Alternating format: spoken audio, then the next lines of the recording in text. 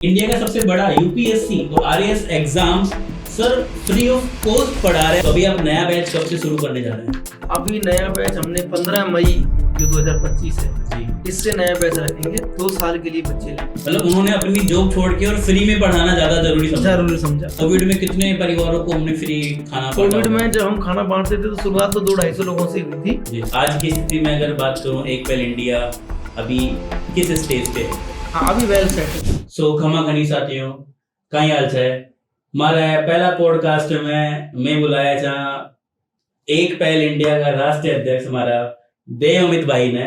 तो देव अमित भाई थारो घणो घणो स्वागत है। तो जर्नी की हम बात करें तो मतलब बहुत पहले से हम आपकी जर्नी को देखते आ रहे हैं और इस पॉडकास्ट में हम इनकी जर्नी देखेंगे कि फ्री एजुकेशन को लेके एक मुहिम पूरे राजस्थान में छेड़ दी है। डंका भाई ने गाड़ दिया है पूरे राजस्थान में। पहले पॉडकास्ट में आपका तहे दिल से स्वागत है जी। तो हम जानना चाहते हैं कि जो मुहिम छेड़ी थी आपने, एक पहल इंडिया, मैं चाहता हूं कि आप इसके बारे में आज खुल के बात करें। क्या क्या परेशानियां झेलनी पड़ी आपको और किस हद तक आज हम मुकाम पे हैं? जय हिंद और खमा गणी प्रोग्राम में आमंत्रित करने के लिए मैं आपको धन्यवाद देता हूं सर। आपके माध्यम से पूरे देश के लोग इसे देख पा रहे हैं, सुन पा रहे हैं और ऐसे प्रयास युवाओं को करने चाहिए ताकि हर व्यक्ति का संघर्ष आम जन तक पहुंचे, उनको प्रेरणा मिले। एक पहल इंडिया की जो शुरुआत है आपने खुद देखा था, हमने 2018 में की थी। बिल्कुल। और बहुत एक छोटे से कमरे से गोपालपुरा बाईपास पर की शुरुआत हुई। गोपालपुरा एक ऐसा हब सेंटर है जहाँ पे सैकड़ों कोचिंग सेंटर हैं और जो सब फीस लेकर के पढ़ाते थे। बिल्कुल, मैं भी प्राइवेट कोचिंग में पढ़ाता था। उसके बाद जब मेरा हृदय परिवर्तन हुआ कि बच्चे बहुत परेशान हैं, उनके गार्जियंस परेशान हैं क्योंकि फीस भरने के लिए पैसा नहीं है, लेकिन उनके भी बड़े सपने हैं।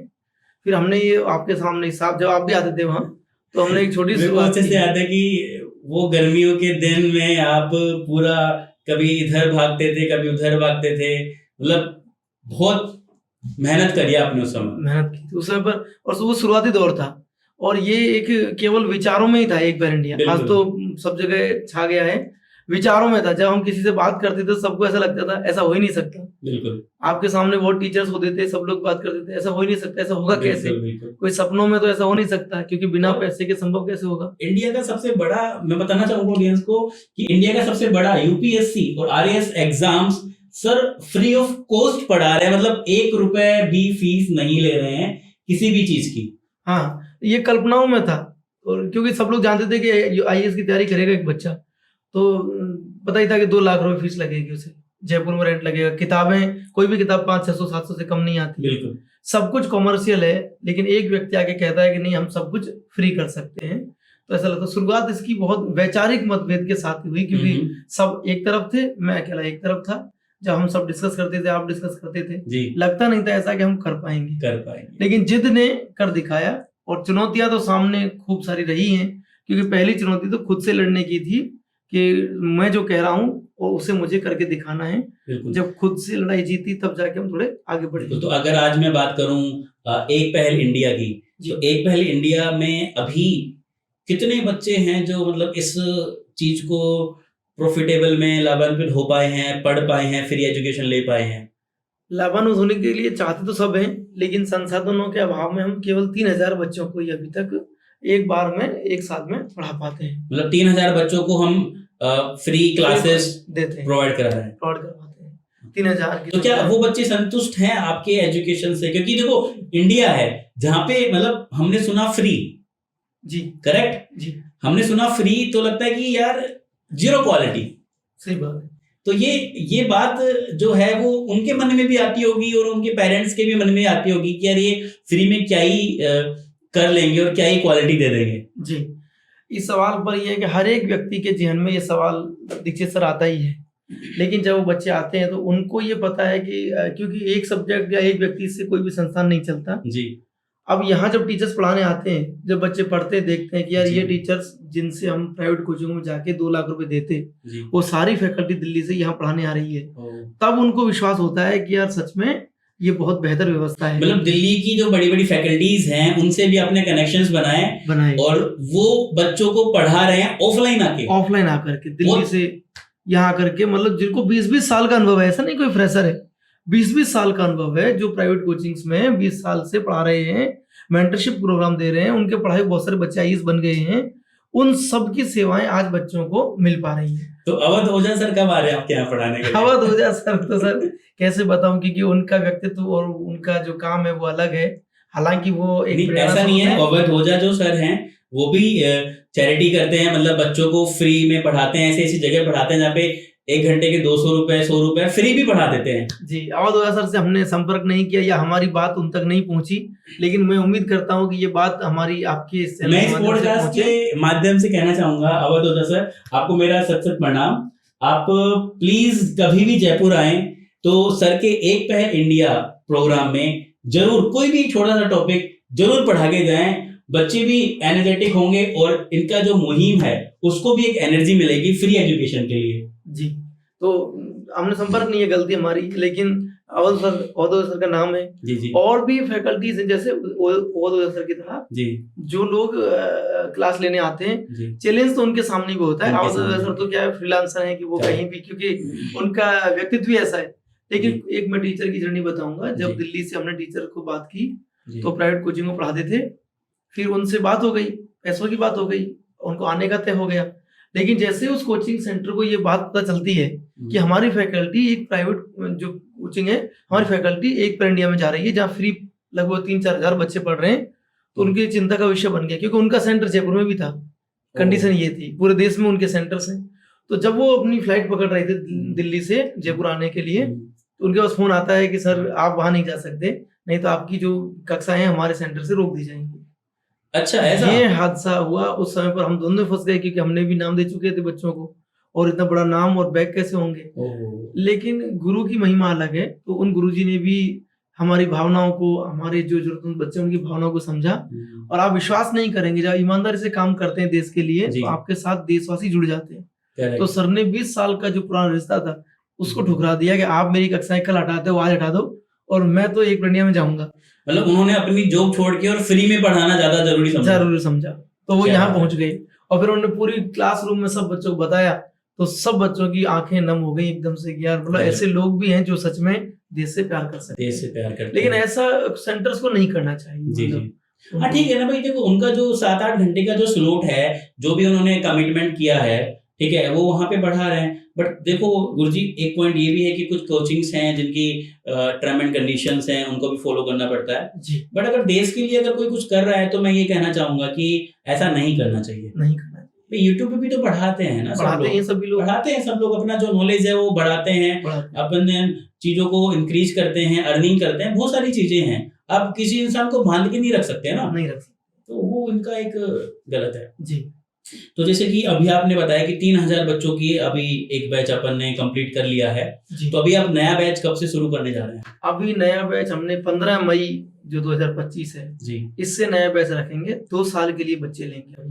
तो मतलब देव सर, क्या प्रोसीजर होता है कि आप कैसे बच्चे लेते हो? क्या प्रोसीजर है? बच्चे को क्या टेस्ट देना पड़ता है, या फिर कोई किस तरीके से आप बच्चों का एडमिशन कराते हैं? आपने एक ऑफिसर हैं राजस्थान कैडर में, नीरज के पवन, आपने उनका नाम सुना होगा। जी, बिल्कुल। बहुत चर्चित नाम है जी। उनका एक स्टेटमेंट है, जब बच्चों को वो सेमिनार देने आते हैं तो एक बात बोलते हैं कि आईएएस बनने के लिए सबसे जरूरी है कि आप पढ़ने के लिए तैयार हो। बिल्कुल। तो हम सबसे पहले तो यही देखते हैं बच्चे में कि वो पढ़ने को तैयार हो। जी। Coaching centres, mentorship, test series, किताबें सब उपलब्ध हो जाती हैं, आप पढ़ने को तैयार हो। पिछले बार से हमने ऐसे ही बच्चों का चयन किया। लेकिन जैसे आपने कहा कि फ्री के एजुकेशन में कई चुनौतियां होती हैं, जिनमें एक वैचारिक चुनौती है कि फ्री में आदमी कई बार टाइम पास करने पे जाता है, और फिर ये चुनौती होती है कि हम जो पढ़ने वाले बच्चे जरूरतमंद, उनको और जो बच्चे उद्दंडी उनको अलग कैसे करें। इस वर्ष पहली बार 2025 में, पिछले 6 साल में एक पर इंडिया में पहली बार टेस्ट का आयोजन किया जा रहा है। अब की बार ऑनलाइन आवेदन कर रहे हैं बच्चे, टेलीग्राम चैनल एक पर इंडिया ज्वाइन करके गूगल फॉर्म भर रहे हैं। भरने के बाद उनकी लिस्ट जारी हो रही है जिन्होंने सही से आवेदन किया है। उसके बाद यहाँ आ रहे हैं तो उनकी गुड एकेडमिक रिपोर्ट देखी जा रही है, जिसमें उनका 50% 10वीं 12वीं कॉलेज में होना जरूरी है। उसके बाद उनका एक छोटा टेस्ट लिया जा रहा है जिसमें 2 मुद्दे हैं। राष्ट्रीय और सामाजिक मुद्दों में उनकी अभिरुचि देखी जा रही है, वो कैसा सोचते हैं राष्ट्रीय हित में और सामाजिक हितों में, ना कि ज्योग्राफी ना कि हिस्ट्री, क्योंकि रट के बच्चे यहाँ आ रहे हैं राइट, और एग्जाम जब लेते हैं उनका तो फेल हो जा रहे हैं। मतलब सच में उसमें एबिलिटी है या वो चीज नहीं नहीं करने की। हाँ, वो देश के प्रति कैसा सोचता है, समाज के प्रति कैसा सोचता है, उसकी आइडियोलॉजी विचारधारा क्या है, करेक्ट, तब उसको हम ले रहे हैं अंदर। तो उसमें 50 नंबर का टेस्ट है, 10 क्वेश्चंस ऑब्जेक्टिव है 20 नंबर के, और 30 नंबर के, और जो क्वेश्चंस हैं 6 नंबर के एक, तो 5 क्वेश्चन डिस्क्रिप्टिव है। उसमें सवालों में उसको खुद विवेक से उत्तर लिखने होते हैं। उसके बाद इंटरव्यू सेशन लगता है, जब पुख्ता पता चलता है कि हाँ ये पढ़ने के योग्य है, तब उसको प्रवेश देते हैं। 40% 20 नंबर लाने 50 में से, और लेकिन वो भी बच्चे नहीं ला पा रहे। इसका मतलब हमारा एजुकेशन सिस्टम सच में ही रट्टाफिकेशन पे आधारित हो गया है और सोचने समझने और विचारों पे नहीं है, तो बच्चे फेल हो जा रहे हैं। 1200 बच्चों की सूची जारी की हमने अभी, आप विश्वास करेंगे 1200 में से कितने बच्चों का चयन करें, मात्र 60 बच्चे लिए गए।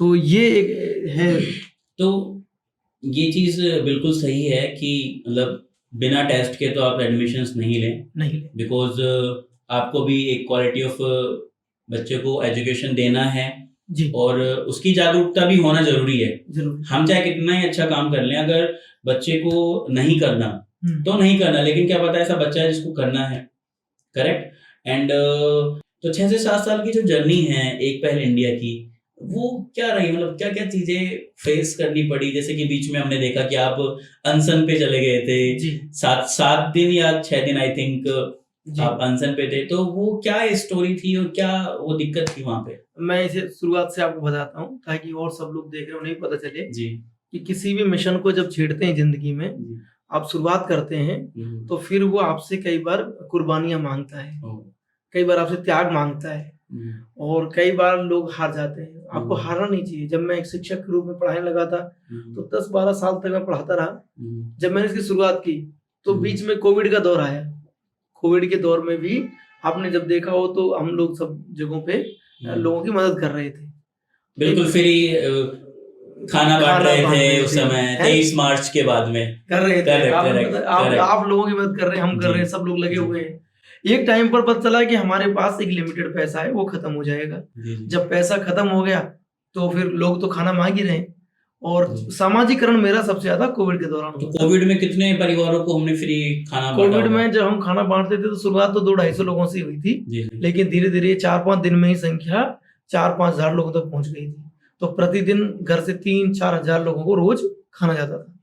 उस दौरान जब पैसे खत्म हुए तो उस समय पर मेरी शादी हो चुकी थी, तो जो वाइफ के गहने थे वो हमने उस समय बेच दिए थे सारे उसी टाइम पर, ताकि उससे खाना खिला दे लोगों को, कोई भूखा ना रहे। कि लोग अब खाने की जरूरत नहीं है उन्हें और संसाधनों में मदद कर चुके, लेकिन लोग एक दूसरे के पास अब भी जाने से डर रहे हैं। कोविड अंतिम चरण में था, मैंने सोचा कि सड़कों पर थर्ड स्टेज की बात है या सेकंड स्टेज की बात है? ये थर्ड स्टेज की बात है।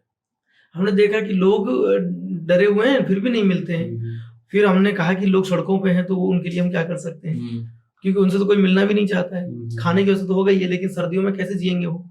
फिर हम उनके लिए, जब आपने देखा, मैंने एक आपका वो देखा था, जब आपने देखा था कि जिन जरूरतमंद लोग हैं उनके लिए हम वस्त्रों की व्यवस्था कर रहे थे, क्लोथिंग डिस्ट्रीब्यूशन कर रहे थे। फिर मैंने आपका आइडिया देखा तो हमने भी सोचा कि हम भी इस तरीके से कर सकते हैं। तो 1 लाख लोगों को हम कपड़े बांटने के लिए निकले।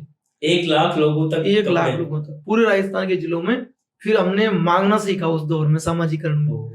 हमारे पास बहुत कम पैसे थे, लगभग 4 लाख रुपए थे, और 1 लाख लोग कपड़े कैसे आएंगे? तो हमने उस 4 करने पे आओ तो क्या कुछ नहीं कर सकते, कुछ नहीं कर भूखा क्या नहीं करता। मात्र 4 लाख और 1 लाख लोग सामने। तो फिर हमने पिकअप में तेल डलवाया, गाड़ी बुक की और फिर मांगने निकले। फिर उस डीजल पैसों से डीजल डलवाते और घर घर से कपड़े मांग मांग के लाते थे, फिर उन्हें पैक करते। जयपुर शहर को मैं धन्यवाद देता हूँ, जिसके हर निवासी ने हमारी कहने पर मदद की। हर घर से, हर दुकान से, हर मॉल से हमें कपड़े मिले। देखो, जयपुर राजस्थान का एक ऐसा जगह शहर है, वैसे तो पूरा राजस्थान ही है जी, जिसको कहते हैं ना अतिथि देवो भव। मतलब हर तरीके से दिल खोल के मदद करते हैं लोग। जैसे कि हम लोग भी जब क्लिप डिस्ट्रीब्यूशन करते हैं जी, तो हम लोग भी अपने जो नॉन लोग हैं या फिर हमारे जो कनेक्शंस में सोशल मीडिया पे हम लोग वीडियोस डालते हैं, तो वहां से ना लोग इतने कपड़े देते हैं जिसकी हद नहीं है। हमें 3-3, 4-4 दिन लग जाता है उनको पैक करने में, क्योंकि हम ऐसे डिस्ट्रीब्यूट नहीं Distribute करते नहीं करते। प्रॉपर। हम देखते हैं कि उसका साइज क्या है, किसको आएगा किसको नहीं आएगा, उसको फिर प्रॉपर तरीके से हम पैकिंग करते हैं, देन फिर हम डिस्ट्रीब्यूट करते हैं। जी तो जब मैं और मेरे जो साथी हैं जब हम उसको डिस्ट्रीब्यूट करते हैं तो पूरी पूरी रात लग जाती है हमें लग वो जाती करने में। तो जयपुर का तो सच में मतलब अतिथि देवो भव वाला दिल है। उसी समय पर जब हम काम कर रहे थे, फिर कुछ बच्चे जो है वॉलंटियर ग्रुप में हमारे साथ काम करने लग गए थे। फिर मैंने 2020 में जब ये यात्रा की पूरे राजस्थान की, तब समझ में आया कि यार हम बहुत छोटे स्तर पे काम कर रहे हैं, फिर एजुकेशन में बड़े स्तर पे करना चाहिए। जी तो फिर हमने एक ड्राफ्ट तैयार किया और एक पहल इंडिया को हर गांव तक पहुंचाने के लिए हमने सरकार से बात की। और इसमें हमने राजस्थान सरकार में जो शिक्षा विभाग है जी उसमें स्कूली एजुकेशन, कॉलेज एजुकेशन को टारगेट किया। जी फिर उसने जब हमारी बात सुनी तो माननीय गौरव अग्रवाल सर ने इसके साथ एमओयू किया, और एमओयू में शर्तें ये थी कि हम ऑनलाइन और ऑफलाइन दोनों कक्षाएं चलाएंगे। चलाएंगे। ऑनलाइन मोड पर सभी स्कूलों में कक्षाओं का प्रसारण होगा। ऑफलाइन सेंटर एक बनाया जा रहा है विश्वविद्यालय में, उसका शुभारंभ पूरे राजस्थान में माननीय मुख्यमंत्री श्री अशोक गहलोत जी ने किया। जी जब क्योंकि ये था तो सामाजिक काम, लेकिन आपको पता ही है जब मुख्यमंत्री इनरोल होता है तो चाहे मैं राजनीति नहीं कर रहा हूँ, जी लेकिन लोगों को लगता है कि ये कोई राजनीतिक प्रोग्राम बन गया है, ये भी नेता बनना चाहते हैं। नेता बनना चाहते हैं, ऐसा कुछ हो गया कि तो- अब की बार वोट हमें ही देना। ऐसा मतलब लोगों में ये हो गया। तो जी। और चुनाव का आखिरी वर्ष था, जी, जी। मतलब 2023 जी। आखिरी वर्ष था, तो उस समय पर सब पार्टियां एक्टिव थी। गलती से क्या हुआ, जब ये इतना बड़ा प्रोग्राम हर व्यक्ति के दिल में उतरा तो संख्या बल इतना ज्यादा हो गया बच्चों का विश्वविद्यालय में। 5000 बच्चे ऑफलाइन पढ़ रहे थे, 13,000 बच्चे 1 जून को क्लास लेने और आ रहे थे, टोटल 18,000 हो गए। ऑफलाइन बच्चे फ्री पढ़ने, पूरे भारतवर्ष में इतना बड़ा कीर्तिमान आंधी चल पड़ी एक बार इंडिया की। अचानक से 18,000 बच्चे, मतलब 5,000 ऑफलाइन पढ़ रहे थे, और 1 जून को 13,000 बच्चे और इनरोल होने वाले हैं ऑफलाइन पढ़ने के लिए। मैंने प्रशासन को सूचना दी कि हमें जगह दीजिए ताकि बच्चे पढ़ें, लेकिन प्रशासन की मंशा भी खराब नहीं थी, लेकिन कुछ ऐसे होते हैं पॉलिटिशियन या नेता जिनको चुप रही थी, आगे बढ़े, या कुछ और सेंटर्स वाले हो सकते हैं जिनको जो भी हो मुझे नहीं पता, लेकिन किसी को दर्द हुआ। अब किसको दर्द हुआ ये तो वही जाने। लेकिन उसके बाद उन्होंने कहा कि यहाँ राजस्थान विश्वविद्यालय की सरजमी पर केवल राजस्थान विश्वविद्यालय के बच्चे ही पढ़ेंगे, बाहर के बच्चे नहीं पढ़ सकते, उन्होंने कहा। फिर हम इस जिद पे अड़ गए कि राजस्थान विश्वविद्यालय राजस्थान के सभी बच्चों का है, ना कि यहीं पढ़ने वाले बच्चों का। यहाँ से विवाद शुरू हो गया था। फिर किसी ने कुछ कहा तो वहां से फिर आदेश आ गया कि ऑफलाइन सेंटर को बंद करके केवल आप ऑनलाइन कक्षाएं चलाइए। हम इस बात में सहमत नहीं थे, क्योंकि ऑनलाइन एजुकेशन का दुष्परिणाम यह है, एक तरफ फायदा दिखता है, लेकिन जब तक मैं बच्चे को जानता ही नहीं हूँ उस पर वर्क कैसे करूँ, है उसको कैसे सिखाऊं। ऑनलाइन में तो खुद से देख रहा है। हम इस पे बोले नहीं सर, ऑफलाइन सेंटर तो एक रहेगा। फिर हमें आउट कर दिया विश्वविद्यालय से, अब हम पे जगह ही नहीं। तो उस समय फिर आपने वो अनशन, वो सारे बच्चे रोड पे आ गए। फिर कोई जरिया नहीं बचा, कोई सुनने वाला नहीं है सरकार में हमारी। एमओयू होने के बाद नहीं सुन रहा है कोई, तब जाकर, क्योंकि चुनाव की पड़ी है सबको शिक्षा से क्या मतलब है उससे। फिर हमने अनशन किया तो तब जाकर के हमें एक जगह दूसरी अलॉट की। दूसरी जगह अलॉट होने के बाद भी 7 दिन अनशन किया, तो मैंने अकेले नहीं किया। जब मैंने खाना पीना छोड़ा, जब मैंने पानी छोड़ा, तो मतलब सैकड़ों बच्चों ने अपने घरों पे खाना छोड़ दिया। बच्चों ने भी घर पे छोड़ दिया। उनके गार्जियंस के फोन आते थे कि सुबह शाम के देव सर आप कम से कम पानी तो पी लीजिए, ये बच्चे हमारे ये भी नहीं खा रहे हैं, आपके साथ साथ पानी नहीं पी रहे। आप विश्वास करेंगे, शायद ही, मुझे तो ऐसा याद भी नहीं है कि आज के टाइम में की सदी में कोई बच्चे एक टीचर के लिए इतना समर्पण कर दे। 13 बच्चे आईसीयू में भर्ती हुए थे उस समय पर। हालत खराब है, बच्चे उठा के लेके जा रहे हैं हॉस्पिटल, कोई पानी पीने को तैयार नहीं है। इस दौर से हम गुजरे, मेरी आंखों के सामने वो मंजर था। मेरी तबीयत खराब है और लोगों की तबीयत खराब है, कोई सुनने वाले किससे कहें, बिना कोई परमिशन नहीं दे रहा हमें जाने की, टी शर्ट पहन के घूमते थे, गिरफ्तार हो जाते थे, भय का माहौल बन गया था। और क्या कर, लेकिन बच्चों का एक ही जुनून, सबको फ्री पढ़ाएंगे, 2-2 लाख बचाएंगे, एक ही नारा था। और हम सब ने ये ठान लिया था कि डरेंगे, सबको फ्री पढ़ाएंगे, 2-2 लाख बचाएंगे। नारा क्या है आपका? सबको फ्री पढ़ाएंगे, 2-2 लाख बचाएंगे, क्योंकि लिमिटेड भर्ती आती है। कोचिंग लाखों लोग करते हैं, लेकिन लाखों सफल नहीं होते, वो 2 लाख उसके लग जाते हैं। कोचिंग की फीस है ये, 2 लाख रुपए। तो हमने कहा सबको फ्री पढ़ाएंगे, 2-2 लाख बचाएंगे। तो ऐसे सबको ये बात समझ में आ गई थी। और हमने लास्ट में एक स्लोगन दिया था कि जो देश को चाहते हैं अपने लिए कुछ नहीं चाहते हैं। वो इतना प्रभावी हुआ कि सारे बच्चों ने ये शपथ ले ली कि हम केवल देश से प्यार करते हैं, देश के लिए काम करेंगे।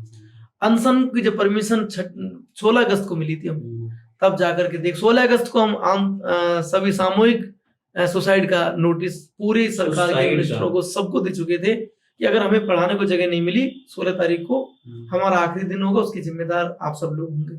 सब चुनावों के हस्ते लगे हुए थे। फिर अचानक से जब वो अनशन 7वां दिन था, तब जा करके वो 3-4 बजे करीब एक आदेश आता है कि आपको जगह दे दी गई है। अब कोई मिलने भी नहीं आया हमसे, बस डीओ कार्यालय गए, वहां सूचना भेजी, हमें नहीं पता किस अधिकारी ने किसने बात की थी। हम शहीद स्मारक पर थे सारे बच्चे, वहां बुलाया कि हम चले गए और जगह मिल गई। जगह मिलने के बाद भी दीक्षित सर बहुत समस्या हुई, क्योंकि जिस जगह को दिया गया पता चला उसको हमने हाथों से सफाई की पूरे जंगल की। आदर्श नगर जो आदर्श स्कूल था वहां जवाहर नगर में, और मतलब सर जो रास्ता था वो बहुत ज्यादा संघर्षशील था, लेकिन आज जो अचीवमेंट है वो बहुत बड़ी है। वो उन जो छालों को ना जो दुख दर्द आए उन पर जो ये सफलता मिली है, जैसे बच्चे पास हुए। बिल्कुल।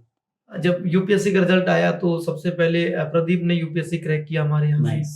और यूपीएससी क्रैक किया बच्चे ने, प्रीलिम्स क्लियर है उसका, प्रीलिम्स क्लियर हुआ, मेंस क्लियर हुआ। गजब है ना, मेंस ये पहली अभी इस वर्ष में तो बहुत बड़ी बात है। बड़ी बात है। बच्चों ने मतलब कसम लेके पढ़ाई की है, मेंस क्लियर किया। इंटरव्यू में बैठा 4 बच्चे आरएस प्री पास करके मेंस पास करके अब इंटरव्यू देंगे। Nice nice. और 33 बच्चों ने आरएस प्री परीक्षा को पास किया इसी साल में।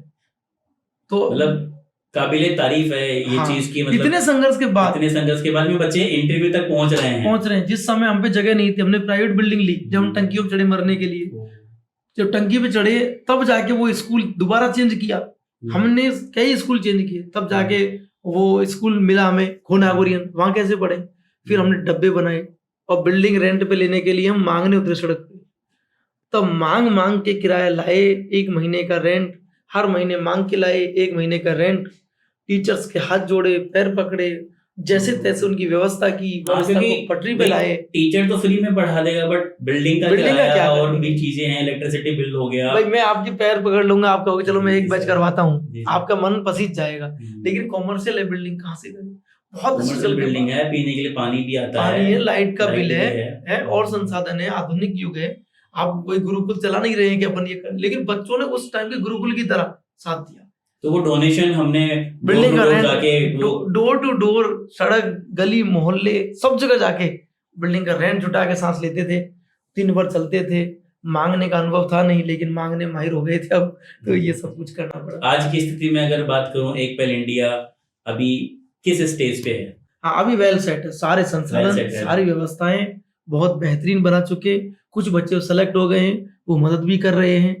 जैसे हमें किसी चीज जरूरत पड़ती है, पंखे नहीं है, किसी बच्चे को बोला पंखे लगा दी उसने, कुर्सियां नहीं है, कुर्सियां लाके लगा दी। अब मतलब ठीक, ठोकर खा के वो चीजें हमने अचीव करी है, और रिजल्ट्स भी पॉजिटिव एक पहल इंडिया को यहाँ पे मिल चुका है। तो आगे की अगर मैं बात करूं, आगे इन फ्यूचर क्या आप प्लानिंग्स कर रहे हो बच्चों के लिए, बच्चों के सपनों के लिए? उनके सपनों के लिए ये है कि जैसे मुझे कभी अभी लगने लगा है कि हम एक अधूरे पार्ट को जी रहे हैं। अगर सच में हम ऑफलाइन कक्षाओं के साथ साथ इसको ऑनलाइन प्लेटफॉर्म पर भी डाइवर्ट कर दें तो शायद हम ज्यादा और लोगों तक पहुंच बना पाएंगे। तो हम ऑनलाइन की ओर बढ़ रहे हैं, नंबर 1 है ना। ऑनलाइन में उनको कक्षाएं दी जाएं जो बहुत बेहतरीन बच्चे पढ़ेंगे, क्योंकि यहाँ प्रोडक्शन हमने खुद तैयार कर लिया है बुक्स का। तो यहाँ बुक्स भी यहीं छपती हैं, तो नोटबुक बनती हैं, तो वो सारे बच्चे मैन्युफैक्चरिंग बच्चे ही करते हैं, तो उन तक किताबें पहुंचाई जाएं बच्चों तक। तो हम ऑनलाइन की ओर बढ़ रहे हैं ताकि एक सफलता हमें मिल जाए। स्टूडियोज बनाए जा रहे हैं, टीचर से बात की जा रही है ना। और दूसरा, जैसे हमने कहा था कि भारत विश्व गुरु है, हम सब उसमें अपना अपना योगदान दें और इसको और शर्म पे ले जाएं। तो मैंने जैसे पढ़ते हैं किताबें, तो मैंने पढ़ा कि विश्व की सबसे बड़ी लाइब्रेरी ऑफ कांग्रेस अमेरिका में, जहाँ 16 करोड़ 20 लाख किताबें रिसर्च लाइब्रेरी है। तो हम सब ने संकल्प लिया है कि हम बहुत जल्दी ही पुस्तक यात्रा की शुरुआत करेंगे और 31 करोड़ किताबों के साथ विश्व की सबसे बड़ी लाइब्रेरी जयपुर में बनाएंगे। लाइब्रेरी बनाने जा रहे हैं हम। लाइब्रेरी बनाएंगे। कब तक का ये प्रोजेक्ट? अभी सर इस साल शुरू करेंगे और पाइपलाइन में भी चल रहा है। पाइपलाइन में, और प्रशासनिक स्तर पर हमने सूचना सरकार को जारी की है, सब जगह दिया हुआ है कि भाई हम ये शुरुआत कर रहे हैं। तो ये लगता है कि हम ये एक और अचीवमेंट जल्दी प्राप्त कर लेंगे कि दुनिया की सबसे बड़ी लाइब्रेरी एक पहल इंडिया ने बनाई और 31 करोड़ किताबों के साथ हमने कीर्तिमान बना दिया है, क्योंकि वो तो 16 करोड़ 20 लाख किताबों के साथ है। वो रिकॉर्ड भी तोड़ेंगे। ये हमारी योजना है अगली। ये बहुत बड़ी बात है कि इस स्तर पे आके आप बच्चों को हर तरीके की फैसिलिटीज जो है वो प्रोवाइड करा रहे हो, और उनके भविष्य को उज्जवल कर रहे हो। जी। और बतौर टीचर मैक्सिमम फैकल्टी सब दिल्ली से आते हैं और वो उन्हीं सब कोचिंग सेंटरों में जिनमें आप जाके वहाँ पढ़ेंगे। जी तो इसलिए बच्चे भी क्या करते हैं, बच्चों को लाते हैं। जैसे अब मैं खुद पढ़ रहा हूँ, जी तो मैंने मेरे मामा जी के बेटे का एडमिशन करवाया, बेटी का करवाया, उनका करवाया। तो ऐसे से धीरे धीरे एक इंडिया ग्रो कर रहा है, फैल रहा है। जी ऐसे तो क्वालिटी और मेंटरशिप और इसमें तो कोई हानि ही नहीं हो रहा है, क्योंकि दोनों कंपैरिजन रखें तो सब सेम है। बस एक ये है कि उन बच्चों का पैसा नहीं लिया जा रहा, जी। लेकिन पेड़ तो है। तो सर जिस तरीके से आप फ्री एजुकेशन दे रहे हो, और आज एक मतलब पेरेंट्स के मन में भी रहता है कि अरे ये फ्री एजुकेशन दे रहे हैं, मतलब क्वालिटी तो बिल्कुल कम दे रहे होंगे, उस विश्वास को भी आज आप जीत चुके हो। जीत चुके। और पूरे राजस्थानी से मैं दरख्वास्त करना चाहता हूँ कि सर बहुत बहुत अच्छा काम कर रहे हैं। मतलब आज के दौर में यार कोई 2 रुपए नहीं देता, सर फ्री इंडिया के टॉप एग्जाम की प्रिपरेशन करवा रहे हैं। IPS RAS हर तरीके के टीचर आते हैं मेंटरशिप के लिए, और बड़ी बड़ी कोचिंग्स के जो भी ओनर्स हैं, जो भी फैकल्टीज हैं, वो फैकल्टीज भी पढ़ा रहे हैं। मतलब बहुत बहुत बड़ी बात है।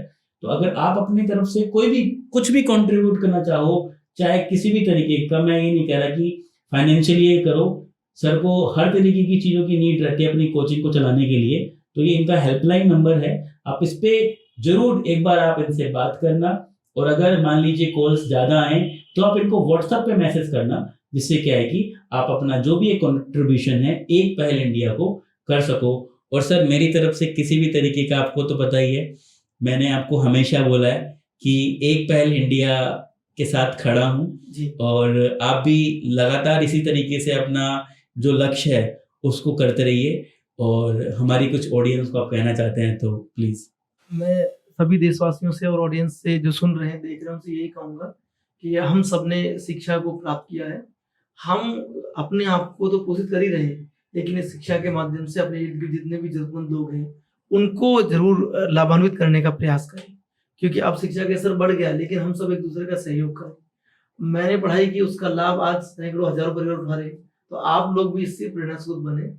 अगर ऐसा कोई करने का प्रयास कर रहा है, आप नहीं कर पा रहे हैं लेकिन कोई कर रहा है, तो आप उसके इस संकल्प में शामिल हो जाए। जो भी आहुति दे सकते हैं उसका साथ दें, बजाय उसका टांग खींचने के, ताकि वो लोग, उनको प्रेरणा मिलेगी और वो इस देश को और बेहतर करने का प्रयास करेंगे। इसका बेहतरीन उदाहरण मैं अपने शब्दों को विराम देते हुए कहूंगा कि जब मजदूर दिवस मनाया था हमने, तो बस वालों को, ऑटो वालों को, इनको पता नहीं था कि इतने इमोशनली टच बच्चे हो जाएंगे, क्योंकि जब 1 मई जब आया और हर बस वाले को, सिटी बस को, ऑटो को बच्चे मालाएं पहना रहे थे और ये एहसास दिला रहे थे कि अंकल जी आप नहीं होते तो हम रोजाना पढ़ने कैसे आते, आप भी तो देश में हमारा विकास में साथ दे रहे हो। ऑटो वाले को महसूस करवाया, फल वाले को, चाय वाले को, सबका स्वागत किया जो मजदूरी करते हैं। जयपुर में 20,000 लोगों को मालाएं पहनाई बच्चों ने। तो हर एक व्यक्ति अपना अपना योगदान जिस तरीके से इस देश में बेहतरीन करने में दे सकता है, जरूर दे और एक दूसरे का सहयोग करें। और मैं सर के लिए धन्यवाद देता हूँ कि आपके माध्यम से मैं पूरे आप सबसे जुड़ पाया, आप सब तक अपनी बात, अपने विचारों को रख पाया, और मैं भरकस प्रयास करूंगा कि आपकी उम्मीदों पर जी जान लगा के हम लोग खड़े उतरे। तो देवमित सर, बहुत बहुत अच्छा लगा। आज हमारा ये पहला पॉडकास्ट था, और मैं चाहता था कि मैं ऐसे शख्सियत को बुलाऊं जो राजस्थान के लिए, राजस्थान के बच्चों के लिए बहुत कुछ कर रहा है और आगे भी करता रहेगा। तो इस पॉडकास्ट में आने के लिए बहुत बहुत धन्यवाद आपका। खमा गणी।